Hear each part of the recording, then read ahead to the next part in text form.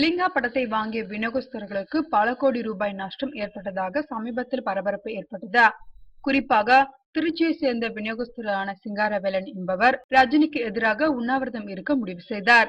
சென்னை காவல்துறை ஆணையரிடம் அதற்கு அனுமதி கேட்டு மறுக்கப்பட்ட நிலையில் நீதிமன்றத்தில் வழக்கு தொடர்ந்து அனுமதி பெற்று உண்ணாவிரதம் இருந்தார். விநியோகஸ்தர்களின் எதிர்ப்புக்கும் எதிர்பார்ப்புக்கும் பதில் கொடுக்காமல், அசைத்து கொடுக்காமல் வழக்கம் போல் அமைதியாக இருந்தார் ரஜினி. ரஜினியிடமிருந்து பாசிட்டிவான பதில் வராததினால் மீண்டும் உண்ணாவிரதம் இருக்க போவதாக சிங்காரவேலன் தெரிவித்திருந்தார்.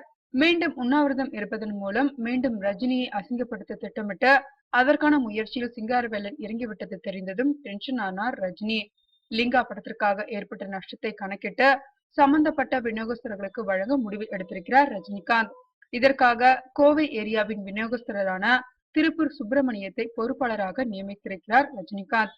ஏற்கனவே பாபா படத்திற்காக நஷ்டம் ஏற்பட்டது என்று சொல்லப்பட்ட போது அதை சரியாக கணக்கிட்டு ரஜினிகாந்த் சார்பாக அவற்றை திருப்பி கொடுத்ததில் முக்கிய பங்கு வகித்தவர்தான் இந்த திருப்பூர் சுப்பிரமணியம்.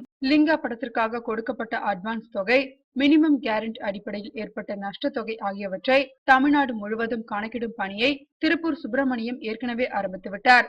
இன்னும் 3 நாட்களுக்குள் அந்த கணக்கு முடிக்கப்பட்டு நஷ்ட தொகை அனைவருக்கும் திருப்பி அளிக்கப்பட உள்ளதா.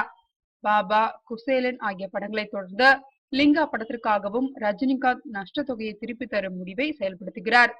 தன் படத்தால் நஷ்டப்பட்டவர்களின் கண்ணீரை துடைப்பதில் ரஜினிக்கு நிகர் ரஜினிதான்.